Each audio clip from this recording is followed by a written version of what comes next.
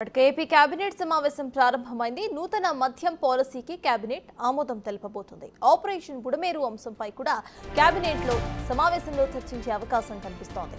అమరావతిపై IIT నివేదికపై చర్చిస్తారని సమాచారం. పారిశ్రామిక అభివృద్ధి, విద్యుత్ సంస్కరణ తదితర అంశాలపై చర్చించారు.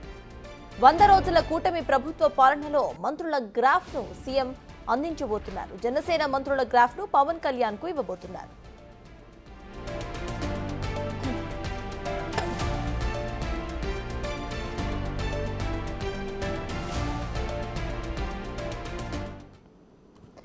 ఏపీ కేబినెట్ సమావేశానికి సంబంధించిన అప్డేట్స్ మా ప్రతినిధి మల్లికార్జున్ లైవ్ లో అందించడానికి సిద్ధంగా ఉన్నారు. మల్లికార్జున్, చెప్పండి, ఇటు ఈ కేబినెట్ సమావేశంలో ఎటువంటి వాటిపై చర్చించే అవకాశం ఉందనుకోవచ్చు? ఇక గ్రాఫ్స్ ను కూడా ఇటు రిలీజ్ చేసే అవకాశం ఉందనుకోవచ్చు.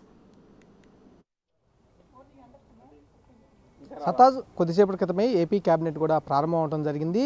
ప్రధానంగా చూసుకుంటే ఎన్నికలకు సంబంధించి ఏదైతే హామీలు ఇవ్వటం జరిగిందో ఆ హామీల్లో భాగంగా కొన్ని పథకాలకు సంబంధించి ఈరోజు ఆమోద ముద్ర అయితే వేయబోతున్నట్టు కూడా తెలుస్తూ ఉంది. దాంట్లో చూసుకుంటే ఏదైతే మహాశక్తి పథకం కింద ఏదైతే ఎన్నికల హామీ ఇచ్చారో 1500 రూపాయలు నెల రోజులకి 1500 రూపాయలు మహిళలకు ఇస్తానని హామీ ఇచ్చారు. 18 సంవత్సరాల నుండి 59 సంవత్సరాల మధ్యలో ఉన్న ప్రతి మహిళకు కూడా నెలకు 1500 రూపాయలని ఇస్తానంటూ కూడా హామీ అనేది ఇవ్వడం జరిగింది. దాంట్లో భాగంగా ఆ పథకం పైన ఈరోజు చర్చించబోతా ఉన్నారు.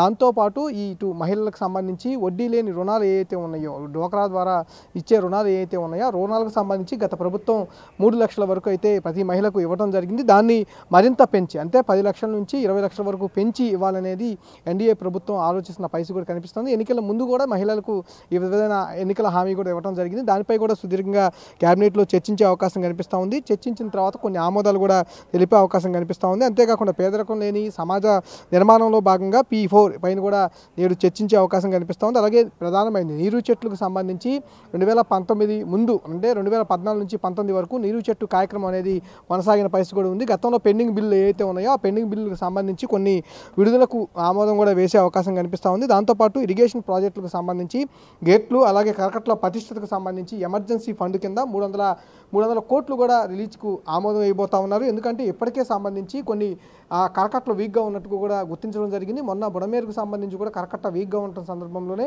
3 గంటలు అనేది ఏర్పడటం జరిగింది. ఈ నేపథ్యంలో ప్రతి కరకట్టను, ఇటు గోదావరి కానీ కృష్ణా కానీ మిగతా నదులు ఏవైతే ఉన్నాయో వాటికి సంబంధించి కరకట్టలు ఏవైతే ఉన్నాయో వాటిని ప్రతిష్ట అనేది ఒక నివేదిక రూపంలో కూడా తెచ్చుకోబోతా ఉన్నారు. దానికి సంబంధించి వచ్చిన తర్వాత ఈ ఫండ్ను దానికి ఖర్చు పెట్టే అవకాశం కనిపిస్తూ ఉంది. అలాగే ఇరిగేషన్ ప్రాజెక్టులకు సంబంధించి మరమ్మతుల కారణంగా కొన్ని ఇబ్బందులు అనేవి ఫేస్ అవుతూ ఉన్నాయి. కాబట్టి ఆ మరమ్మతును పూర్తిగా చేసేందుకు కూడా ఈ ఫండ్ను ఉపయోగించబోతా ఉన్నారు. దాంతోపాటు మద్యం పాలసీ అనేది, అలాగే మైనింగ్ పాలసీ అనే దానిపై కూడా చర్చించబోతా ఉన్నారు. అక్టోబర్ 1 నుంచి మద్యం పాలసీ అనేది కూడా అమల్లోకి రాబోతా ఉంది. 2019 నుంచి 24 పాలన పాటు కూడా ప్రభుత్వం ఈ మద్యాన్ని అమ్మకాలు చేయడం జరిగింది. మద్యం పాలసీని మొత్తాన్ని కూడా అప్పుడు ప్రభుత్వం హ్యాండిల్ చేయడం జరిగింది.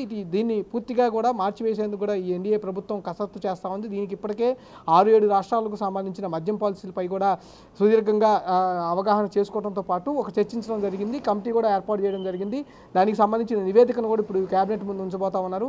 ఆ కేబినెట్ ముందు ఉంచిన ఏదైతే నివేదిక ఉందో దానికి అప్రూవల్ ఇచ్చే అవకాశం కనిపిస్తూ ఉంది. దానిపై మద్యం ధరలు తగ్గే అవకాశం, అట్లాగే మంచి మద్యం అయితే ఇచ్చే అవకాశం కూడా కనిపిస్తూ ఉంది. దాంతోపాటు స్థానిక సంస్థల్లో ఎన్నికల్లో బీసీలకు 33% రిజర్వేషన్లకు సంబంధించిన ఆమోద ముద్ర కూడా వేయబోతా ఉన్నారు. గతంలో 2019 నుంచి 24 కాలంలో కూడా బీసీ రిజర్వేషన్కి సంబంధించి పోటీ చేసే అంశాలకు, స్థానిక సంస్థల్లో పోటీ చేసే అంశాలకు తగ్గించే రిజర్వేషన్ అనేది గత ప్రభుత్వంలో జరిగింది. దాన్ని పూర్తి స్థాయిలో మార్చి మరొక విధంగా, అంటే 2019 నుంచి 2014 వరకు ఏదైతే 5 సంవత్సరాల కాలంలో ఏదైతే అమలైందో దానికి పునరుద్ధరించే అవకాశం అయితే కనిపిస్తూ ఉంది. అలాగే ఇసుక పాలసీకి సంబంధించిన అంశాలపై కూడా సుదీర్ఘంగా చర్చించే అవకాశం కనిపిస్తూ ఉంది. ఎందుకంటే ఇప్పటికే ఫ్రీ ఇసుక అనేది ఇస్తున్న పరిస్థితి కూడా ఉంది. దాంట్లో కొన్ని మార్పులు చేర్పులు చేసి ఆ ఇసుక పాలసీకి సంబంధించి మార్పులు చేర్పులు చేసి మరింత ముందుగా, అంటే ఇసుక పాలసీకి సంబంధించి ఫ్రీ ఇసుక అనేది మరింత చేరువయ్యే విధంగా వినియోగదారుడికి సులభతరం చేసే విధంగా కూడా మార్పులు చేసే అవకాశం కనిపిస్తుంది. దానిపై కూడా సుదీర్ఘంగా చర్చించే అవకాశం కనిపిస్తూ ఉంది. అలాగే బుడమేరుకు సంబంధించి ఆపరేషన్ బుడమేరు ఏదైతే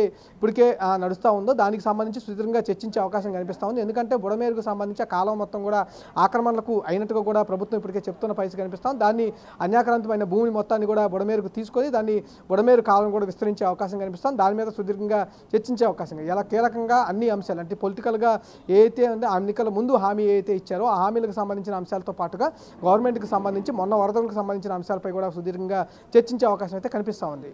అంటే మల్లికార్జున ఇటు ఎలక్షన్ హామీలకు సంబంధించి కూడా ఎటువంటి చర్చ వచ్చే అవకాశం ఉందనుకోవచ్చు. మెయిన్గా ఇటు 18 నుంచి 59 ఏళ్ల లోపు ఉన్న మహిళలందరికీ కూడా 1500 ఇస్తామని ఎన్నికల హామీ అయితే చేసింది టీడీపీ ప్రభుత్వం. సో దానికి సంబంధించి కూడా ఇవాళ చర్చించే అవకాశం ఉందనుకోవచ్చా?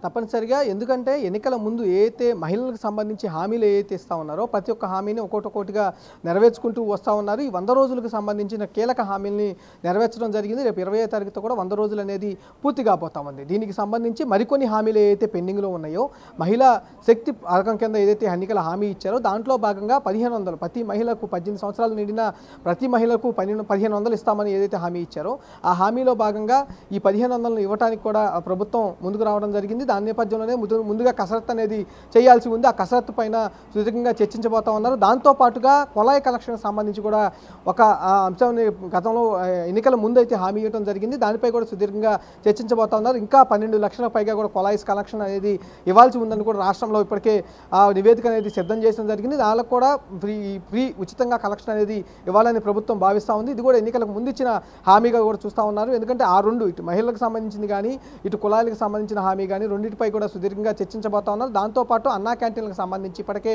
100 అన్నా క్యాంటీన్లు అయితే ప్రభుత్వం అందుబాటులోకి తీసుకొచ్చింది. మరికొన్ని అన్నా క్యాంటీన్లు అంటే 185 అన్నా క్యాంటీన్లు అందుబాటులోకి తీసుకురావాలని ప్రభుత్వం భావిస్తూ ఉంది. అందులో భాగంగా ముందు 100 అన్నా క్యాంటీన్లు తీసుకొచ్చింది, తర్వాత 75 అన్నా క్యాంటీన్లు తీసుకురావాలని కూడా భావిస్తూ ఉంది. రేపు దానికి అన్నా క్యాంటీన్లకు కూడా సంబంధించి అప్రూవల్ ఈరోజు క్యాబినెట్లో కూడా తీయబోతా ఉన్నారు. దాంతోపాటు మరికొన్ని హామీలు, బీసీ సంక్షేమం సంబంధించిన హామీలు కూడా నెరవేర్చేందుకు కూడా ప్రభుత్వం ఈరోజు క్యాబినెట్లో చర్చించే అవకాశం అయితే కనిపిస్తూ ఉంది. మల్లికార్జున, ఇటు మొన్న వరదలతో విజయవాడలో ఎటువంటి పరిస్థితులు ఉన్నాయో మనందరికీ తెలుసు. అయితే దానికి సంబంధించి కూడా ఇటు కేబినెట్లో ఎటువంటి చర్చలు తీసుకునే అవకాశం ఉంది? ఫర్దర్గా ఇటువంటివి రిపీట్ అవ్వకుండా ముందు జాగ్రత్తగా ఏమైనా చర్చించే అవకాశం ఉందనుకోవచ్చా? ప్రభుత్వం మొదటి నుంచి కూడా చెప్తా ఉంది, వరదలు, విజయవాడకు సంబంధించిన వరదలు ఏదైతే 1వ తారీఖున రావడం జరిగిందో ఆ రోజు నుంచి దాదాపు 10 రోజుల పాటు ముఖ్యమంత్రి చంద్రబాబు నాయుడు విజయవాడ కలెక్టరేట్లోనే ఉండి మానిటరింగ్ చేశారు. అక్కడి నుంచి ఆ వరదలకు సంబంధించి ముందు అసలు ఆ విపత్తు నుంచి బయటపడేయాలి ప్రజలనే విషయంపై కూడా సుదీర్ఘంగా 10 రోజుల పాటు స్వయంగా రోజుకి 6-5 సార్లు కూడా ఆయన స్వయంగా క్షేత్రస్థాయిలో పరిశీలించడం జరిగింది. పరిశీలించి ఆ లోకల్గా ఉన్న పీపుల్స్తో కూడా మాట్లాడటం జరిగింది. వాళ్ళతో మాట్లాడి వాళ్ళ సమస్యలు, అంటే బుడమేరుకు సంబంధించి ఎటువంటి సమస్యలు ఉన్నాయనేది కూడా మొత్తం ఆయన రికార్డెడ్గా తీసుకోవడం కూడా జరిగింది. దీనిపై కూడా ఒక కమిటీ అనేది, మంత్రుల కమిటీ అనేది కూడా ఏర్పాటు చేయడం జరిగింది. ఆ కమిటీ కూడా ఒక నివేదికను సిద్ధం చేసింది. ప్రధానంగా ఒకే అంశాన్ని వాళ్ళు పరిశీలిస్తున్న వయసు కూడా కనిపిస్తుంది. బుడమేరుకు సంబంధించి గతంలో 2019 నుంచి 2024కు సంబంధించి ఎక్స్టెండ్కి సంబంధించి, ఎందుకంటే పోలవరం సంబంధించిన కాలువ కృష్ణానదిలో కలుస్తూ ఉంది కాబట్టి ఆ కాలువని దీంట్లో కలపడం, అలాగే బుడమేరుకు సంబంధించి 35,000 క్యూసెక్కుల నీరు వచ్చినా కూడా తట్టుకునే విధంగా దాన్ని రూపకల్పన అయితే చేయడం జరిగింది. కానీ దాన్ని గత ప్రభుత్వం అనేది విమర్శించడం జరిగింది. ఈ నేపథ్యంలోనే వరద అనేది ఒక్కసారిగా 15,000 క్యూసెక్కుల వరకు అయితే ప్రస్తుతం ఉన్న బుడమేరు తట్టుకోగలుగుతుంది. కానీ 30,000 పైన క్యూసెక్కుల నీరు అనేది రావడంతోనే ఇటు ఫ్లో అనేది కట్ట తెంపుకొని మరి రావాల్సిన పరిస్థితి అనేది వాళ్ళు గ్రహించడం జరిగింది. దీన్ని ఎక్స్టెండ్ చేయాల్సిన పరిస్థితి, ఎందుకంటే గతంలో స్టార్టింగ్లో బుడమేరు ఉన్న ఎంత ఎక్స్టెండ్ ఉంది, దానికి సంబంధించి ఇప్పుడు ఎంత ఉంది అనేది కూడా ఒక నివేదిక రూపంలో తీసుకురాబోతా ఉన్నారు. దానికి స్పెషల్గా కూడా ఆపరేషన్ బుడమేరు అనేది కూడా చేపట్టబోతా ఉన్నారు. అన్యాక్రాంతమైన బుడమేరుకు సంబంధించిన కాలువకట్టకు సంబంధించిన ఏదైతే భూములు ఉన్నాయో వాటినన్నింటినీ తిరిగి సేకరించబోతా ఉన్నారు. దాన్ని ఆపరేషన్ బుడమేరుతో కూడా ప్రస్తావించబోతా ఉన్నారు. ముందుగా అక్కడ ఉన్న ఎవరైతే పేదలు ఉన్నారో, పేదలతో పాటు మధ్యతరగతి కుటుంబాలు ఏవైతే ఉన్నాయో వాళ్ళందరికీ ప్రత్యామ్నాయం చూపించి ఖాళీ చేస్తామని చెప్తా ఉన్నారు. దాంతోపాటు బడాబాబుల విషయంలో కూడా కఠినంగా వ్యవహరిస్తామంటూ కూడా చెబుతున్న పరిస్థితి. దీనిపైన సుదీర్ఘంగా బుడమేరుకు సంబంధించి, బుడమేరు ఆపరేషన్కు సంబంధించి సుదీర్ఘంగా చర్చించే అవకాశం అయితే కనిపిస్తూ ఉంది. Thank you Mallikarjun.